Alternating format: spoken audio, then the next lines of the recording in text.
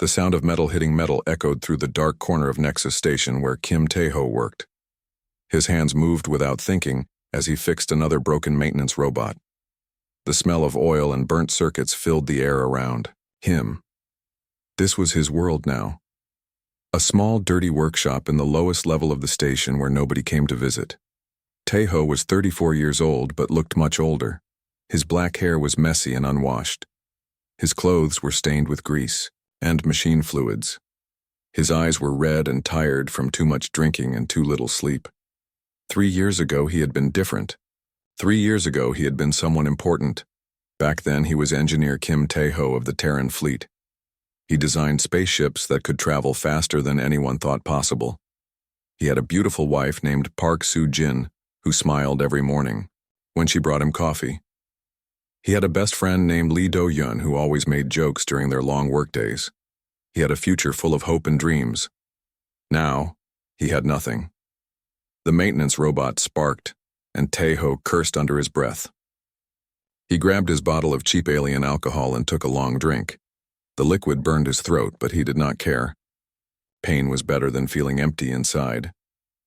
Outside his workshop, the huge space station buzzed with activity. Nexus Station was home to 3 million beings from dozens of different worlds. Tall blue Zilari walked past short green Macturians. Flying, creatures from the gas worlds floated through the air corridors. Traders from every corner of the galaxy came here to buy and sell goods. But today, something was different. Tae-ho could hear it in the way footsteps moved faster in the corridors above. He could see it in how the alien merchants packed their goods quickly. Fear was spreading through the station like a disease. His workshop door opened, and station commander, Yoo-ji-hai, walked in. She was a stern woman in her 40s who had served in the Terran fleet before taking this job. She knew who Tae-ho used to be. She knew what had happened to him. "Tae-ho, you need to hear this," she said. Her voice was tight with worry. "I am working," Tae-ho replied without looking up from his robot. "Unless the station is about to explode, I do not want to be bothered. It might be worse than that." Ji-hai activated her portable news display. The holographic screen showed a reporter speaking quickly in Universal Standard. "The Vorthak destroyer has been spotted 3 systems away from Nexus Station. Long range. Sensors confirm it is the ship piloted by Krexthul himself, the creature that destroyed New Tokyo Colony, the monster that burned the crystal cities of Zalara Prime, the thing that made the warrior clans of Macturia run in terror." Tae-ho finally looked up. Everyone in the galaxy knew that name. Krexthul was death itself, a bat-like dragon creature, 12 feet tall with wings that could span 30 feet when fully opened. His ship was a massive dreadnought that could crack planets in half. No military force had ever fought him and lived to tell about it. "So we die," Tae-ho said simply. He took another drink. "At least it will be quick." 17 colonies, Ji-hai continued. 17 worlds completely destroyed, billions of people dead, and now he is coming here. The news report showed footage from the last attack. A beautiful world covered in floating cities suddenly turned into burning wreckage. The Vorthak ship looked like a living nightmare made of black metal and organic curves. It moved through space like a hunting predator. "The evacuation has already started," Ji-hai said. "But we cannot get everyone off the station in time. There are too many refugees from the outer colonies. Too many families with children who cannot. Move quickly." Tae-ho turned back to his robot. "Then some people will die. That is how the universe works. Bad things happen and good people suffer. I learned that lesson already." Ji-hai grabbed his shoulder and forced him to look at her. "You were not always like this. I remember the man who designed the quantum drive systems for our fastest ships. I remember the engineer who solved problems nobody else could handle. That man is dead," Tae-ho said coldly. "He died 3 years ago when his experimental ship design failed. He died when the quantum containment field collapsed during the test flight. He died when everyone he loved was turned into space dust because of his mistakes." The memory hit him like a punch to the stomach. Soo-jin had volunteered to pilot the test flight because she believed in his work. Do-hyun had been the navigation officer because he trusted Tae-ho completely. 15 other crew members had died because they thought his design was safe. The investigation cleared you, Jihai said softly. The equipment failure was not your fault. Tell that to Sujin, Taeho replied. Oh wait, you cannot, because she is dead. Jihi was quiet for a moment. Above them they could hear the sound of people running. Emergency announcements echoed through the station corridors in a dozen different languages. Panic was taking hold. How long do we have? Taeho asked. 6 hours, maybe less. Taeho nodded and went back to work on his robot. His hands moved steadily as he replaced a burned circuit board. The work was simple and mindless. It kept his brain busy so he did not have to think about the past. Are you not afraid? Jihai asked. Taeho looked at her with empty eyes. I have been dead for 3 years.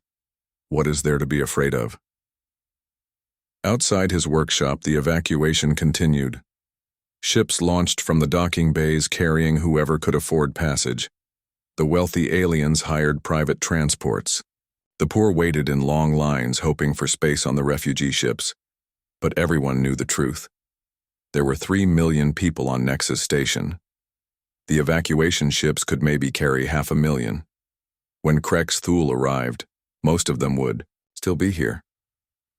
Taeho finished fixing the maintenance robot and activated it. The small machine came to life and rolled around his workshop, testing its systems. Another successful repair, another small victory in a life full of failures. He reached for his bottle again, but it was empty. Time to find more alcohol. If he was going to die today, he wanted to be drunk when it happened. At least that way he might not feel the pain. The broken man in the broken workshop continued his simple work while death flew toward them. Through the cold darkness of space, the lights in Nexus Station flickered as something massive docked at the main port. Taeho felt the vibration through the floor of his workshop, even though he was 20 levels below the docking bay. Whatever had just arrived was enormous. Big, enough to make the entire station shake. Emergency sirens wailed through the corridors. Red warning lights flashed on every wall. The automated voice of the station computer repeated the same message over and over in different languages. All personnel remain in quarters. Do not approach Docking Bay 7, military security only. Taeho ignored the warnings and walked toward the main elevator. His new bottle of alien alcohol was half empty already. The burning liquid in his stomach made him feel brave or maybe just stupid. He wanted to see the thing that everyone feared so much. The elevator carried him up through the levels of the station. At each floor, more and more people crowded inside. Alien faces showed the same expression of terror. The tall blue Zilari were making high-pitched humming sounds that meant extreme fear in their culture. Their crystal-like skin was vibrating, so fast it looked like they might shatter. The proud Macturian warriors who usually walked with their chests puffed out now kept their heads down. Their green skin had turned pale. These were beings who fought space pirates for fun. If they were scared, then whatever was on the station was truly dangerous. When the elevator reached the upper levels, Taeho pushed through the crowd. People pressed against the walls, trying to stay as far away from Docking Bay 7 as possible. Through the thick observation windows, he could see station security officers standing guard. They held their weapons, but their hands were shaking. Commander. Jihai stood at the command center, talking quickly into her communicator. Her face was white with stress. When she saw Taeho approaching, she shook her head. You should not be here, she said. This is not safe. Nothing is safe anymore, Taeho replied. Where is it? Before Jihai could answer, the massive doors of Docking Bay 7 began to open. The sound of metal grinding against metal echoed through the station. Steam poured out of the opening as the atmospheric systems tried to balance pressure between the two ships. Then Krex Thule stepped into view. The creature was even more terrifying than the news reports had shown. 12 feet tall with a body that looked like a mixture of dragon and giant bat. His skin was covered in black scales that seemed to absorb light. His wings were folded against his back, but Taeho could see they would be massive when spread out. The most frightening thing was his eyes. They glowed red like burning coals in the darkness. When Krex Thule turned his head to look around the docking bay, those eyes seemed to see everything. They were ancient eyes. Eyes that had seen the death of worlds, His claws scraped against the metal floor as he walked.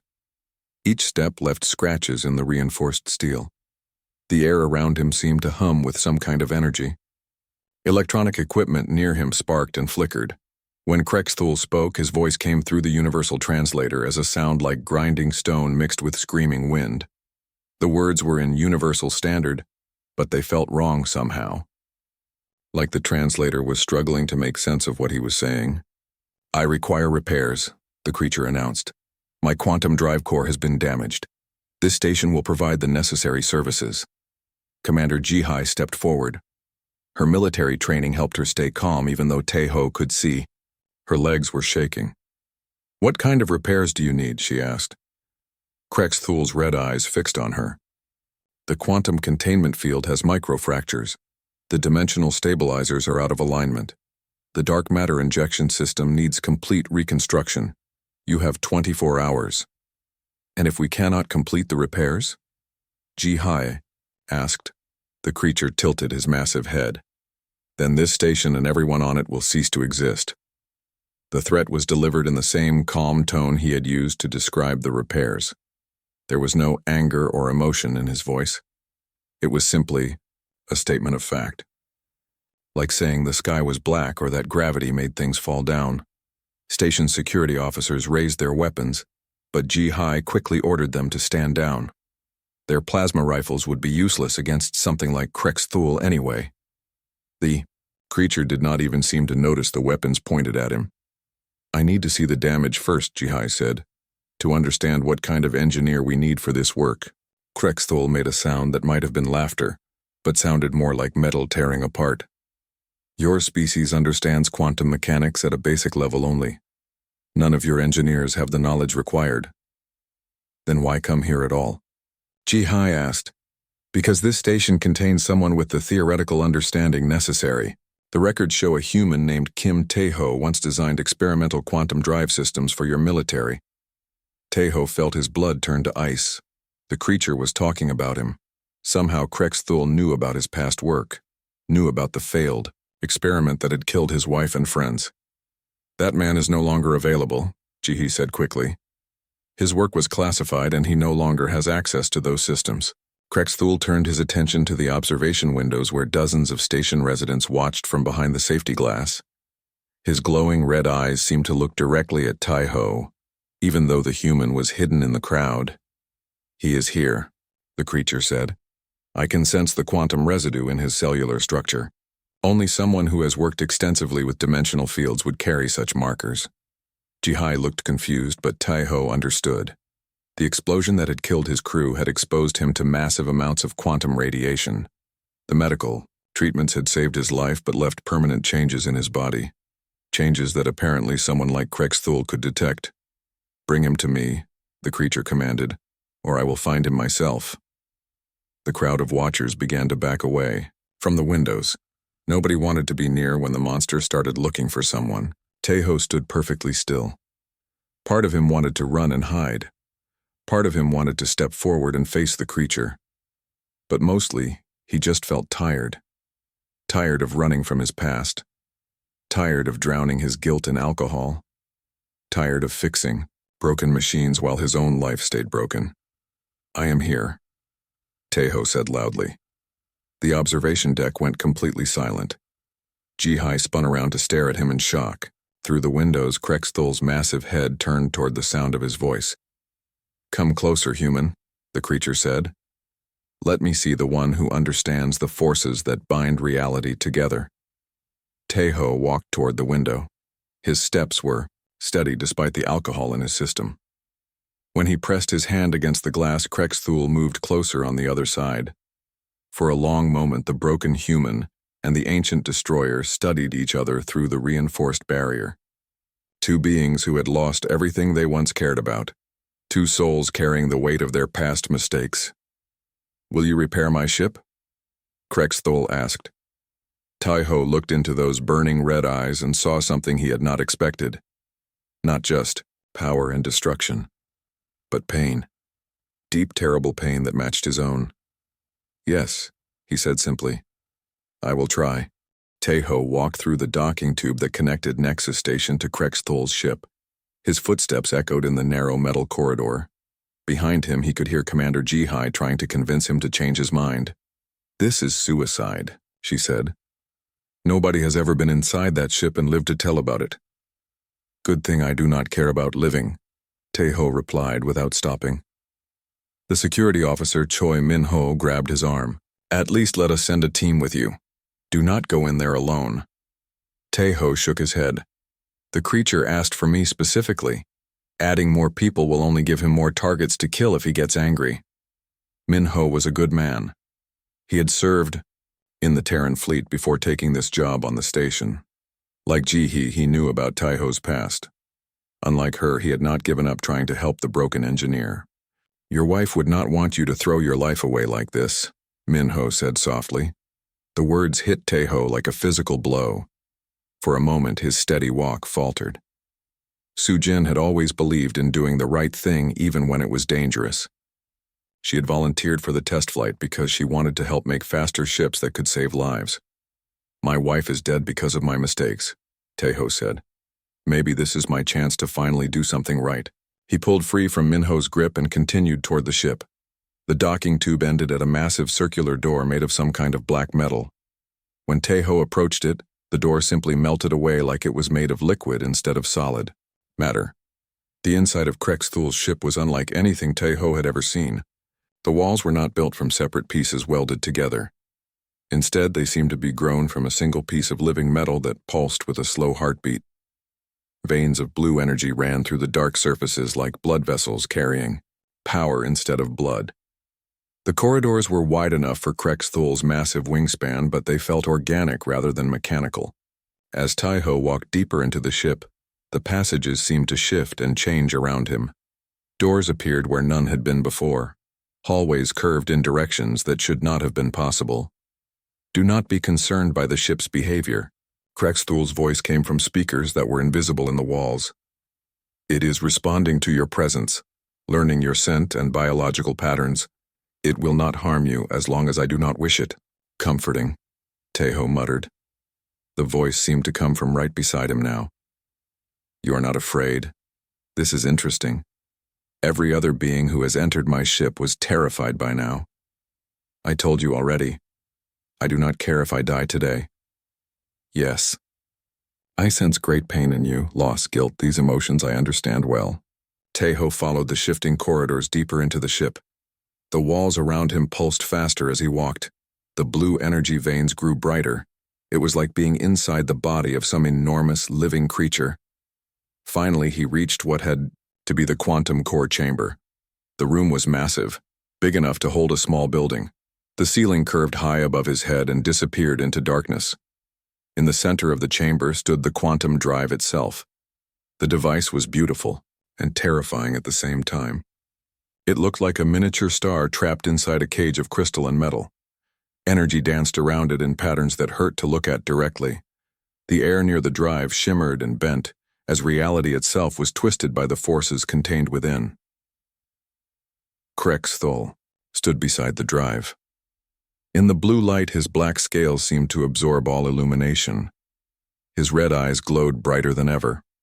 When he spread his wings to their full 30-foot span, he looked like a living shadow against the energy of the core. "Magnificent, is it not?" the creature said. "A quantum singularity contained within stable dimensional fields. It allows my ship to travel between the layers of reality itself." Taeho walked closer to examine the device. His engineer's mind immediately began analyzing what he saw. The basic principles were similar to his own failed design, but the execution was far more advanced. This was technology that was thousands of years ahead of human science. "I can see the damage," he said.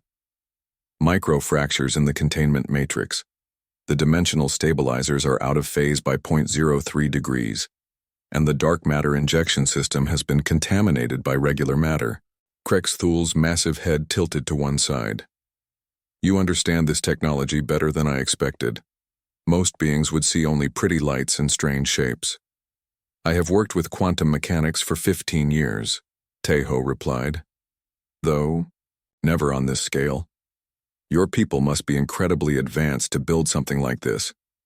For a moment, Krexthul was silent. When he spoke again, his voice carried a sadness that the universal translator could barely convey. My people are dead. All of them. I am the last of the Vorthak. Teho looked up from the quantum drive. What happened to them? The same thing that will happen to every species in this galaxy, if I do not complete my mission. The harvester swarms came to my world 3,000 years ago. Mechanical creatures from dark space that consume entire civilizations. They turned my own creations against my people. The creature moved closer to the quantum core. His claws traced patterns in the air above the energy field. I was Krexthul the Builder once, the greatest engineer of my species. I designed living ships and singing planets. I made stars dance in perfect harmony. And now? Teho asked. Now, I am Krexthul the Destroyer. I hunt the scattered remnants of the swarm across the galaxy. The colonies I am said to have destroyed were actually swarm nesting sites. But other species do not understand this.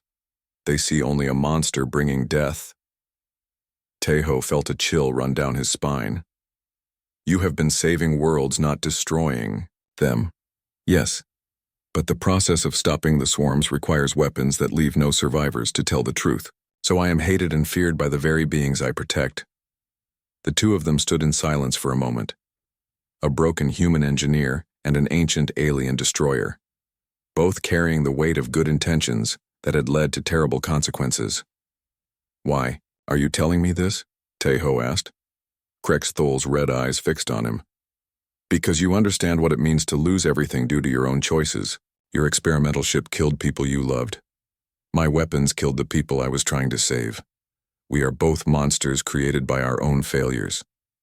Teho walked around the quantum drive, studying the damage from different angles. The repairs would be incredibly complex. One small mistake could create a black hole that would swallow the entire station. But for the first time in 3 years, he felt something other than empty despair. He felt purpose. I can fix this, he said. It will take time and we will need to work together. But I think I can repair your quantum drive. And then I can continue my hunt for the remaining swarms, Krexthul replied. Yes. And maybe when people learn the truth, they will understand that monsters are not always what they appear to be. The ancient destroyer and the broken engineer began their work together in the heart of the living ship, while outside Nexus Station continued its panicked evacuation. Neither of them knew that their partnership would soon be tested by the very enemy Krexthul had spent 3 millennia hunting. The repair work required both Teho and Krexthul to work inside the quantum field itself. They wore special suits that the ship had grown around their bodies. The living metal adapted to their shapes and protected them from the dangerous energy. Teho floated in the space between dimensions while he realigned the stabilizer crystals. The field around him made reality bend and twist. He could see multiple versions of himself working at the same time. Past and future overlapped in impossible ways. Do not look directly at the temporal echoes, Krexthul warned. Seeing too many possibilities of yourself can damage your mind. Too late for that, Teho muttered. My mind was damaged long before I came here. They worked in careful synchronization. When Teho adjusted one system, Krexthul had to compensate by modifying another.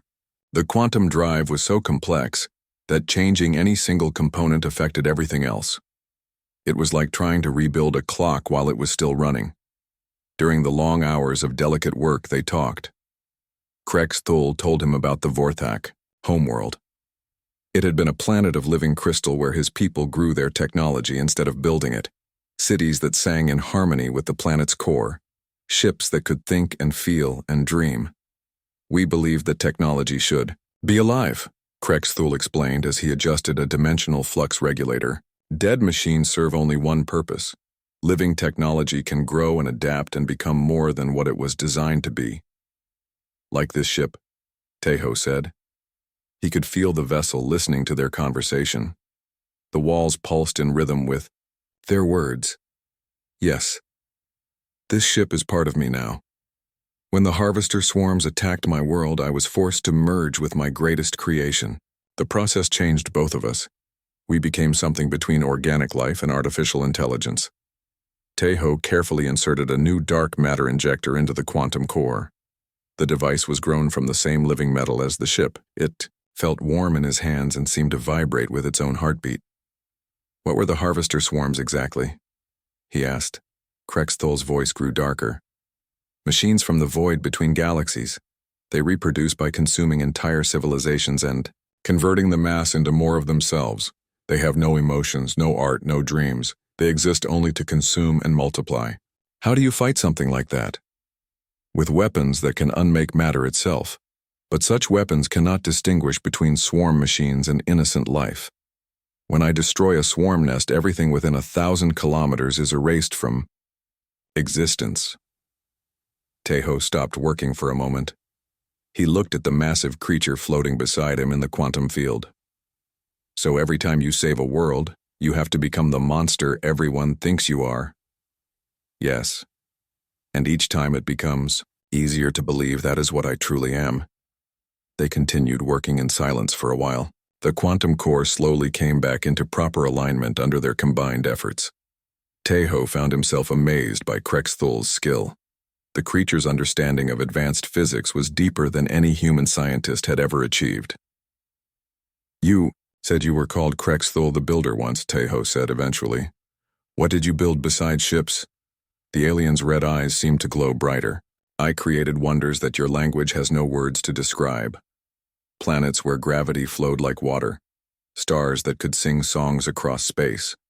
Moons that painted aurora across empty sky. It sounds beautiful. It was. Until the swarms came. And turned my creations into weapons of genocide. Every beautiful thing I had made became a tool for destroying my own people. Taeho understood that pain. His own experimental ship design had been meant to help humanity explore the galaxy faster and safer. Instead, it had become the instrument of his wife's death. My ship was supposed to make interstellar travel routine, he said. Safe enough for families, fast enough to connect distant colonies. I thought I was building a better future. And instead, you built a tomb for those you loved most. Yes. They worked together to install the final components of the dark matter injection system. The process required perfect timing. If either of them made a mistake, the quantum field could collapse and create a black hole. Ready? Krexthol asked. Ready. They activated the new injector at exactly the same moment. The quantum core flared with blinding light. Energy cascaded through the containment field in patterns too complex for the human eye to follow. For a moment, Taeho thought they had failed. The power levels were climbing too high too fast. Then the field stabilized. The core settled into a steady rhythm of controlled fusion. The repairs were complete. Impressive, Krexthol said. You have skills that even my people would have respected. Your people sound like they were remarkable. They were, but they are gone now. Sometimes I wonder if I should have died with them instead of becoming this thing I am now. Taeho removed his protective suit as they exited the quantum field. The living metal flowed away from his body like liquid. I have wondered the same thing about myself, whether Sujin and Dohyun and the others would be better served if I had died in that explosion instead of surviving. But you did survive, as did I. Perhaps there is a reason for that. Or perhaps the universe is just cruel and random. Krexthol folded his massive wings as they walked back through the ship's organic corridors. I have traveled across the galaxy for 3,000 years. I have seen civilizations rise and fall. I have witnessed the birth of stars and the death of worlds. In all that time, I have learned one truth. What is that? The universe is neither kind nor cruel. It simply is. What matters is what we choose to do with the time we have. They reached the ship's command center. Through the viewing ports, Taeho could see Nexus Station in the distance. Evacuation ships were still launching from the docking bays. Streams of light heading away from the station as people fled to safety. Will you tell them the truth about what you really do? Taeho asked. Would they believe it? I am a creature of nightmare piloting a ship of living darkness. The truth is often less believable than the lie. Taeho looked at the evacuation ships, All those people running in terror from someone who had spent millennia protecting species just like them. It seemed wrong that a hero should be so misunderstood. Maybe someday they will understand, he said.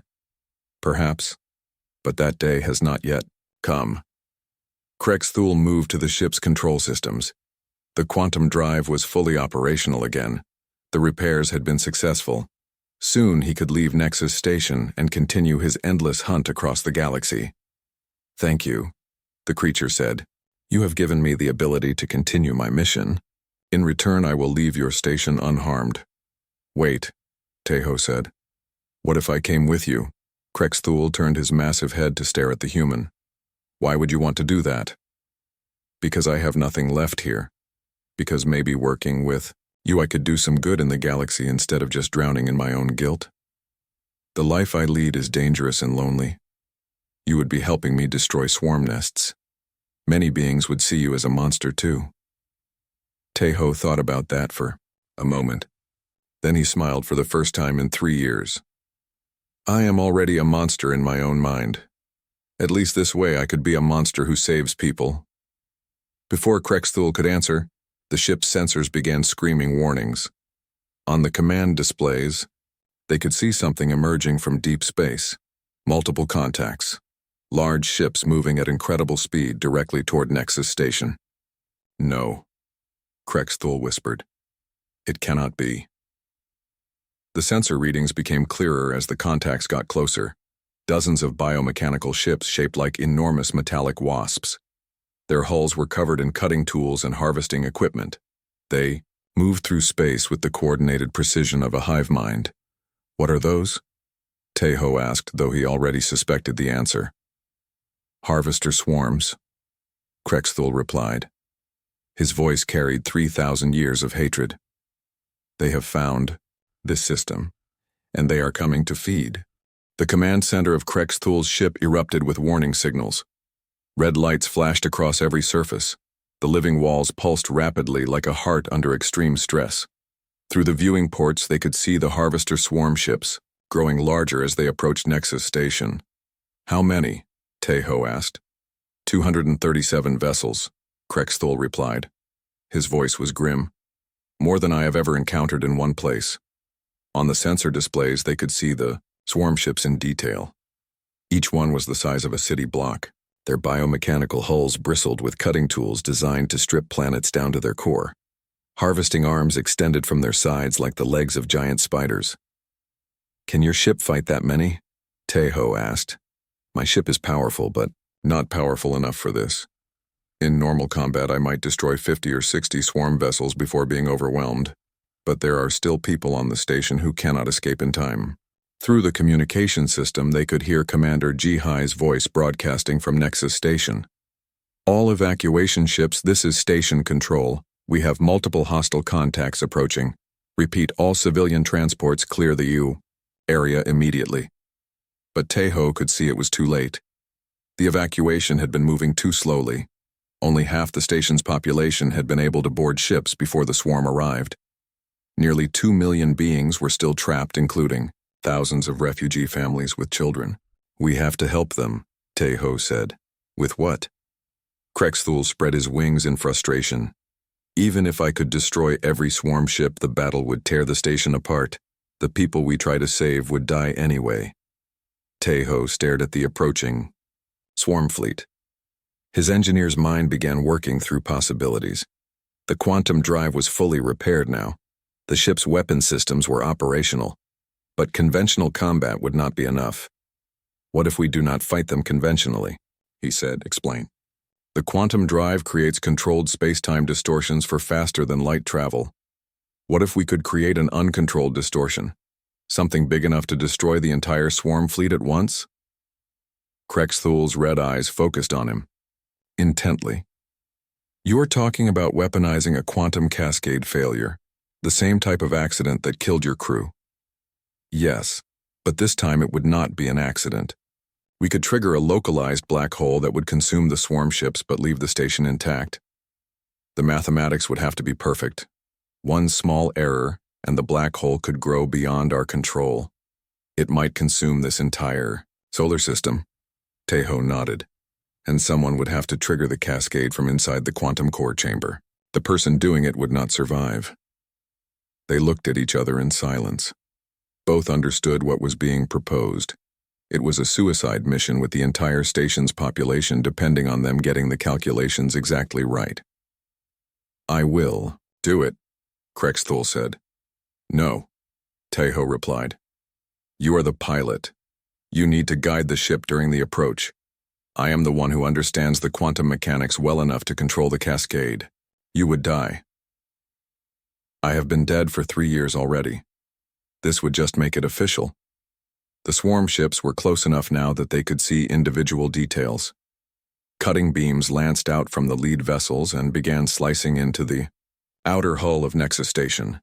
The harvesting process had begun. "We need to move now," Teho said. Krexthul moved to the ship's controls. The living vessel responded to his thoughts as much as his touch. They undocked from the station and accelerated toward the swarm fleet at speeds that should have been impossible. "Station control. This is Krexthul," the creature broadcast on all frequencies. "Begin immediate evacuation of all remaining personnel to the station's core sections. We are going to attempt to stop the swarm, but the outer sections may not survive." Commander Jihai's voice came back immediately. "Krexthul, what are you doing? You cannot fight that many ships. We are not going to fight them. We are going to erase them from existence." Teho was already running toward the quantum core chamber. The ship's corridors shifted to give him the fastest possible route. He could feel the vessel's concern for his safety. It knew what he was planning to do. The quantum drive chamber was pulsing with energy as the ship accelerated toward combat. Teho began the delicate process of destabilizing the containment field. Too fast and the cascade would begin before they reached the swarm. Too slow and the swarm ships would detect what they were doing and scatter. "How long do you need?" Krexthul's voice came through the ship's communication system. 5 minutes to set up the cascade. Then 30 seconds from initiation to detonation." "Understood. I will get us into position." Through the ship's sensors, Teho could see the battle beginning. Krexthul's vessel opened fire on the lead swarm ships with weapons that bent space itself. The attacks punched holes through reality and emerged inside the enemy hulls. Entire swarm vessels simply ceased to exist. But there were too many of them. For every ship they destroyed, 3 more took its place. The swarm began to surround them in a closing sphere of cutting beams and harvesting arms. "They are adapting to our weapons," Krexthul reported. "I cannot hold them off much longer." Teho worked frantically with the quantum core controls.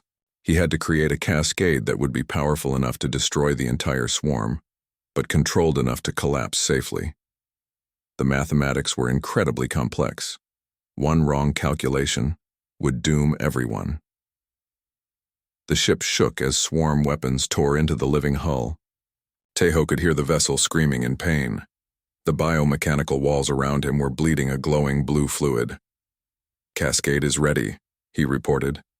"Get us to the center of their formation." Krexthul piloted the ship through a storm of enemy fire. Swarm vessels surrounded them on all sides.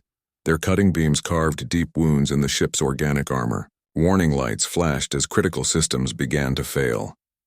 "We are in position," Krexthul announced.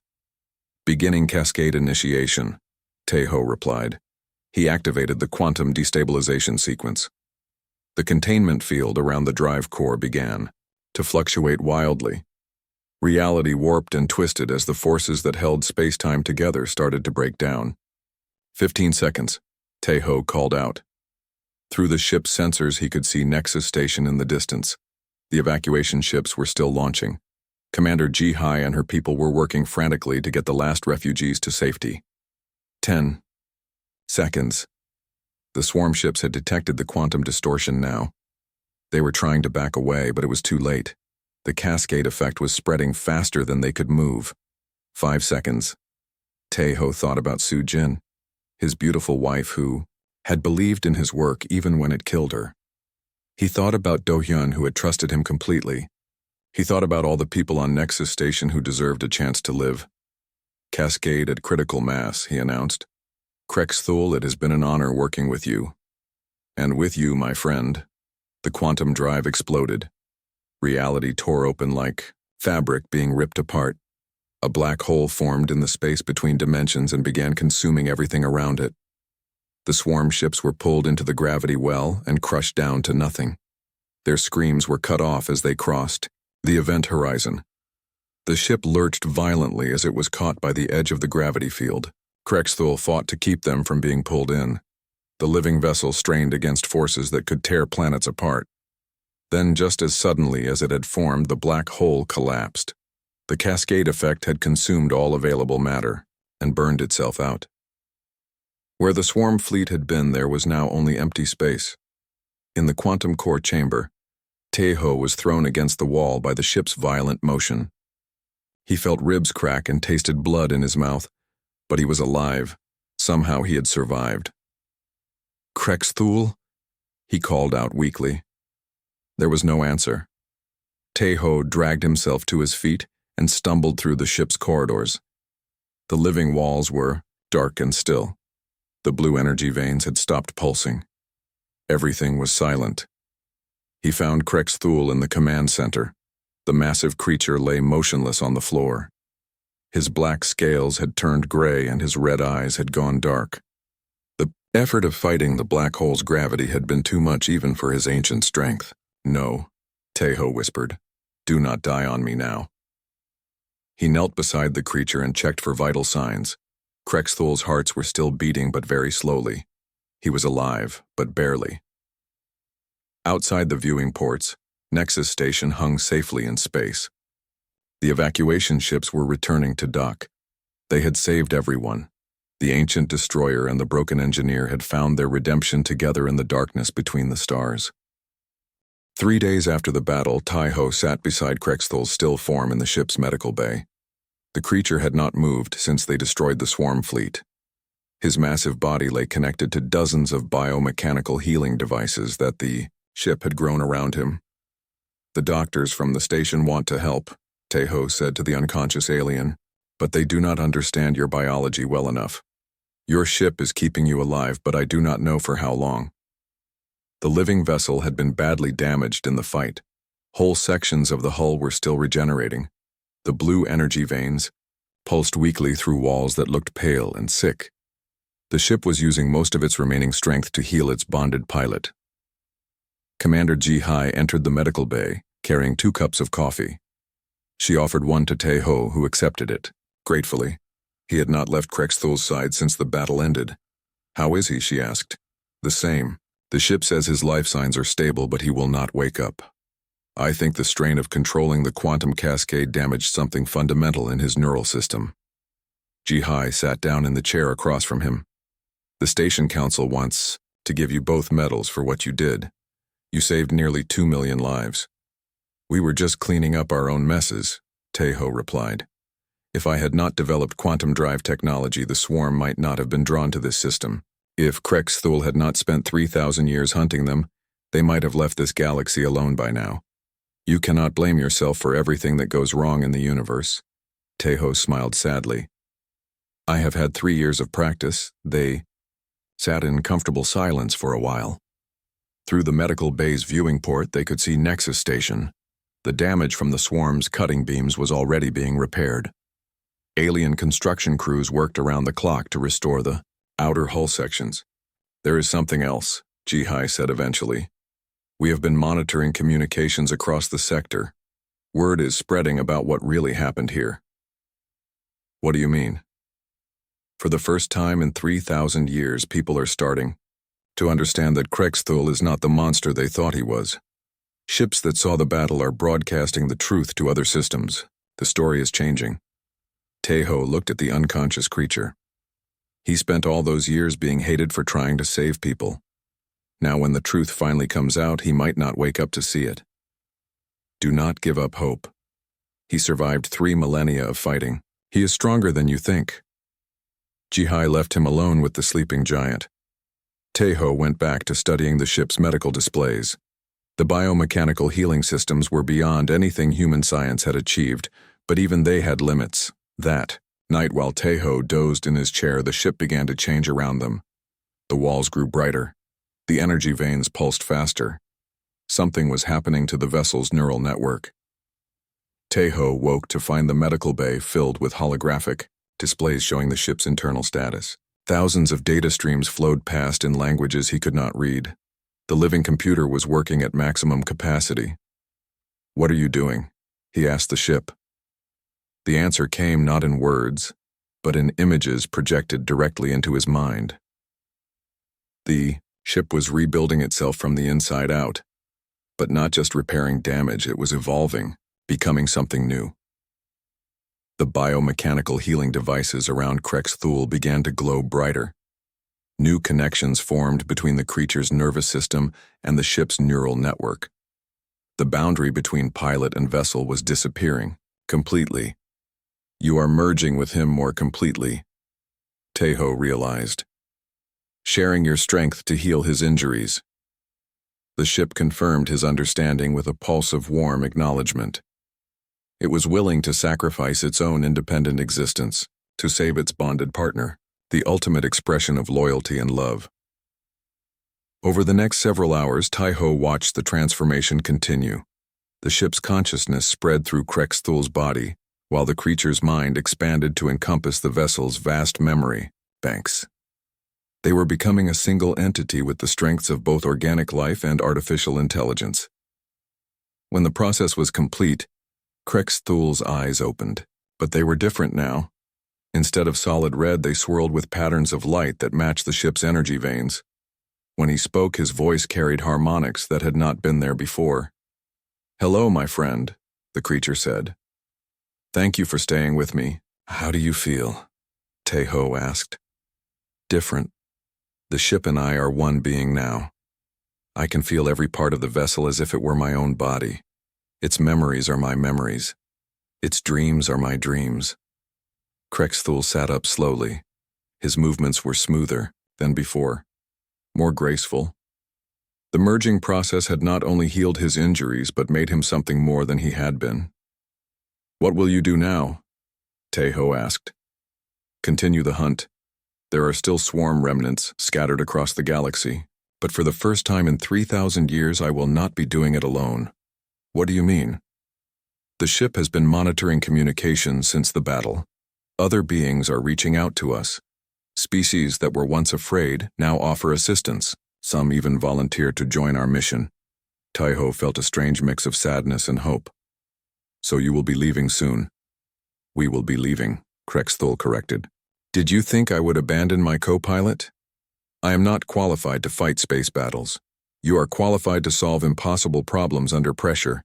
You understand quantum mechanics better than most species understand basic mathematics. And you have already proven you are willing to sacrifice everything to protect innocent lives." Teho thought about it. His life on Nexus Station held nothing but painful memories and bottles of cheap alcohol. But traveling with Krexthul would mean purpose. It would mean using his skills to make the galaxy safer instead of just drowning in guilt. "What about the people who will still fear us?" he asked. "Let them fear us if they must. We will know the truth of what we do, and gradually others will learn as well. Change takes time, but it does come eventually." Krexthul stood and walked to the viewing port. Outside, they could see Nexus Station bustling with activity. Ships from dozens of worlds had arrived to offer aid and support. The station that had once been a refuge for the desperate was becoming a symbol of hope. "Besides," the creature continued, "you said it yourself. We are both monsters created by our own failures. Perhaps it is time we became monsters who save people instead of destroying them." Teho joined him at the viewing port. "When do we leave?" "As soon as you are ready. The ship has grown quarters for you, living spaces that will adapt to your needs. We have also prepared a workshop where you can continue developing new technologies." "What kind of technologies?" Krexthul's swirling eyes gleamed with something that might have been excitement. "Weapons that can distinguish between swarm IO, machines and innocent life. Shields that can protect entire star systems. Maybe even a way to track down the swarm's origin point and end this threat permanently." For the first time in 3 years, Teho felt genuinely excited about the future. He had spent so long drowning in the past that he had forgotten what it felt like to look forward to tomorrow. There is one thing I want to do first, he said. What is that? Send a message to Soo-jin and Do-hyun. I know they are dead, but I want to record something for their memory files on Earth, to tell them that their sacrifice was not meaningless, that because of what we learned from that failure, we were able to save millions of lives today. Krexthul nodded slowly. The dead deserve to know that their lives had meaning. This is wisdom my people understood well. Taeho spent the next hour recording his message. He told Soo-jin about the quantum cascade and how her belief in taking risks for good causes had inspired him to try the impossible repair. He told Do-hyun about flying through space with an alien dragon and how his friend's loyalty had taught him the value of partnerships across species barriers. When he finished the recording, he felt lighter somehow. The guilt was still there, but it no longer crushed him with its weight. He had found a way to honor the dead by protecting the living. Are you ready now? Krexthul asked. Yes. Let us go save the galaxy. The ship detached from Nexus Station and began accelerating toward deep space. Behind them, the station's lights grew smaller until they were just another star in the darkness.